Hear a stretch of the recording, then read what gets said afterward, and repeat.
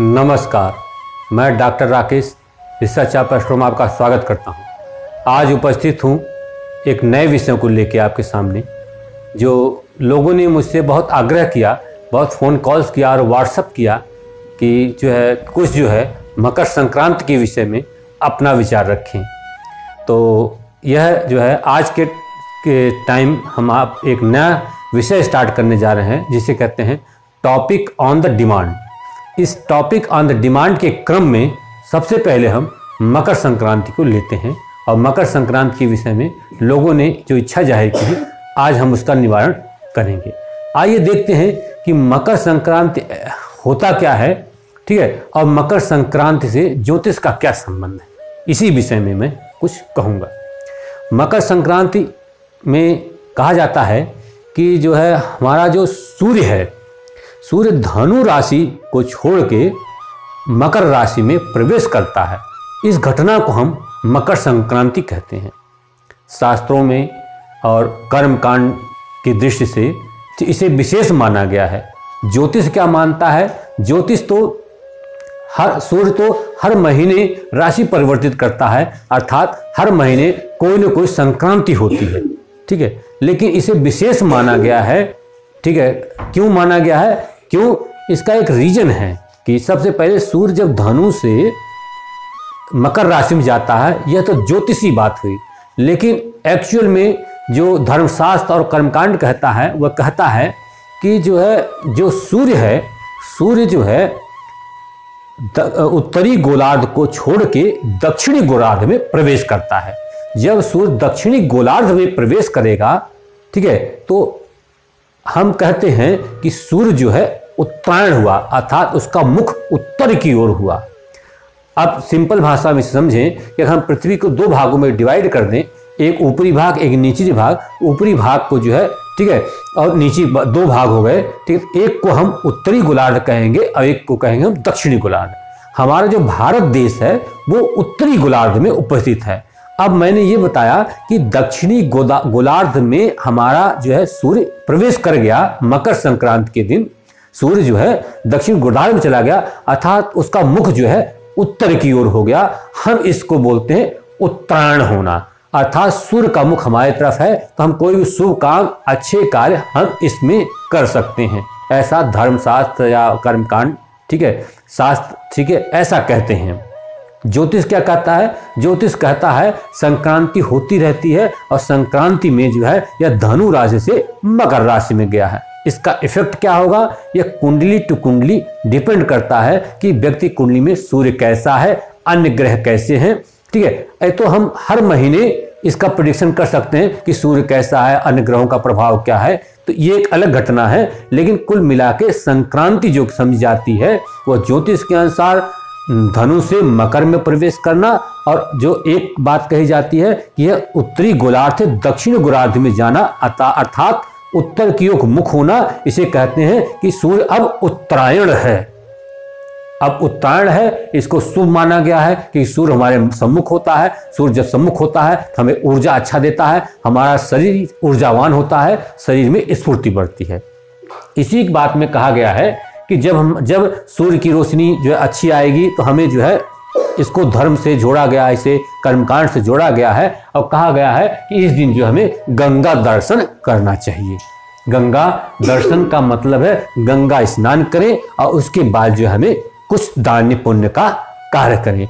गंगा स्नान का मतलब है हम शारीरिक अपने शरीर को स्वच्छ रखें, साफ करें। गंगा का यहाँ गंगा स्नान का मतलब आ गया तन और मन दोनों की निर्मलता। अब कितनी लोग गंगा नहा के मन को निर्मल करते हैं, या कोई संकल्प लेते हैं कि ईर्ष्या, द्वेष, इन सब से हम दूर रहेंगे, वो ईश्वर ही समझे।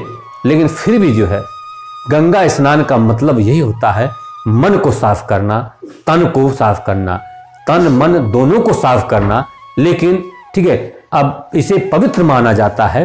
अब हम लोग तो सब लोग गंगा स्नान नहीं कर सकते हैं, ठीक है, तो लोग घर पे ही कम से कम स्वच्छता रखें, घर पे ही मन को शुद्धि करें, ईश्वर की आराधना करें, ऐसी मेरी अपेक्षा है, ठीक है। और गंगा स्नान कर सके और अच्छी बात है। तो ये कहा जाता है, इसका महत्व, ठीक है, इसी से रखा गया है। और इस समय मकर संक्रांति के दिन हम तिल का विशेष उपयोग करते हैं, अब तो गजक आ गए हैं, मूंगफली आ गई है। क्यों? क्योंकि हम जो हवा चलती है, जो पूस का महीना होता है, हमारे शरीर को कुछ जो है मतलब कि शक्ति चाहिए, कुछ जो है एक तरीके से कहे कुछ ऊर्जावान चीज़ खानी है जिससे हमारे शरीर का पोषण हो, जिसमें जो है तैलीय चीज़ें हों। ठीक है, तो कहा जाता है कि जो तिल के लड्डू का विशेष माना जाता है कि ये चीज़ें जो है अच्छी होती हैं, जिससे जो है हमारा शरीर ठीक में ऊर्जा आएगी, जो प्रभाव इन्वायरमेंट का होता है उसको एक्सेप्ट करने में लाभदायक होगा। तो मकर संक्रांति का विशेष महत्व गंगा दर्शन दान का, प्लस तिल के लड्डू या अदर गजक चीज खाना, मूंगफली खाना, इनका विशेष रखा गया है। हम परंपराएं इसलिए बनाए हैं क्योंकि हमें इनसे लाभ मिले, हमारी दिनचर्या सही चले, हमारा शरीर स्वस्थ रखे, हमारा समाज सही रहे, इसलिए ये परंपराएं बनाई गई।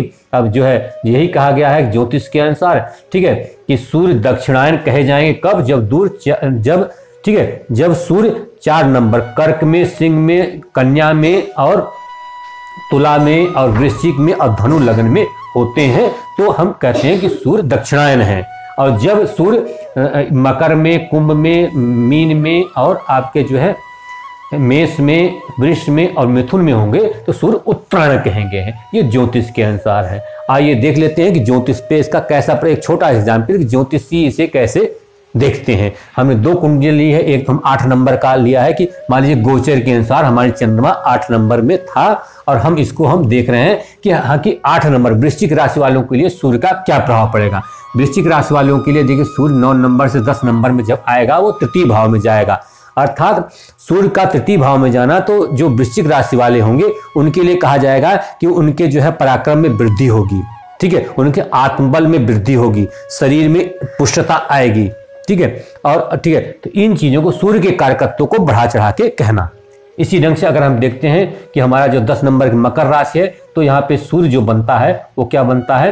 वो अष्टमेश बनता है। और यह 10 नंबर में जाएगा तो अष्टमेश होकर अगर 10 नंबर में जाएगा तो शरीर में कुछ जो है क्या करेगा? 10 नंबर में जाना सूर्य को अच्छा नहीं मानते हैं, तो अब क्या कह सकते हैं कि इसी राशि में है तो यह जो है देखिए, एक तो शनि की क्या नाम है, शनि की राशि है और सूर्य में उपस्थित है तो इसे अच्छा नहीं मानेंगे। इसलिए कहेंगे हमको जो है कुछ बीमारी हो सकती है, कुछ हमारा व्यवसाय में नुकसान हो सकता है, धन का नुकसान हो सकता है, हमारी स्वतंत्रता छीनी जा सकती है, हमें जो है कष्ट में जो है बंधन के रूप में रहा जा सकता है। तो शारीरिक शरीर और व्यवसाय दोनों में इफेक्ट पड़ेगा और ये हम समझ सकते हैं। ठीक है, तो ऐसे कुछ उदाहरण हैं, ये 2 उदाहरण हमने दिए कि ज्योतिषी ऐसे जो है सूर्य के संक्रांति को अगर कुंडली पूरी बना दी जाए तो सूर्य के संक्रांति को ऐसे ही समझा जाता है। ठीक, तो संक्रांति, सारी संक्रांति को, सूर्य की सभी संक्रांतियों का अलग अलग इफेक्ट है, मकर संक्रांति का भी अलग अलग राशियों पर अलग अलग इफेक्ट है। यह ज्योतिषी का विषय अलग है, लेकिन जो है मकर संक्रांति जो है धार्मिक रूप से जो मनाया जाता है उसका महत्व अलग है। अब अंत में हम आपको जो है मकर संक्रांति के मुहूर्त की बात करते हैं कि मकर संक्रांति 14 जनवरी की रात्रि को 2:08 पे सूर्य मकर राशि में प्रवेश करेगा। अर्थात हम यह कह सकते हैं 15 जनवरी की सुबह रात्रि 2:08।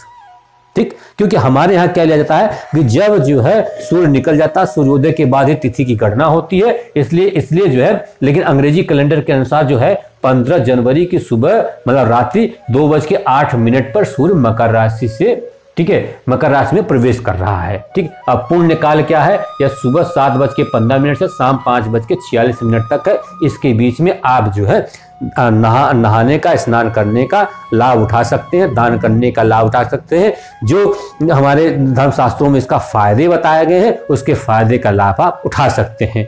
ज्योतिषी कारण अलग है, ज्योतिषी की जो है निवारण कारण जो है वो थोड़ा अलग चलता है। इसके विषय में हम यहाँ चर्चा इसलिए नहीं कर रहे हैं कि इसका विशेष फलित ज्योतिष में हम जो है अध्ययन कर ही रहे हैं। पर्टिकुलर अलग अलग कुंडलियों का अलग अलग विश्लेषण हो रहा है और उस पर जो है थ्योरी भी, ठीक है, हम कॉन्सेप्चुअल और थ्योरी वाली बातें भी कर रहे हैं। ठीक, तो आज के एपिसोड में इतना ही।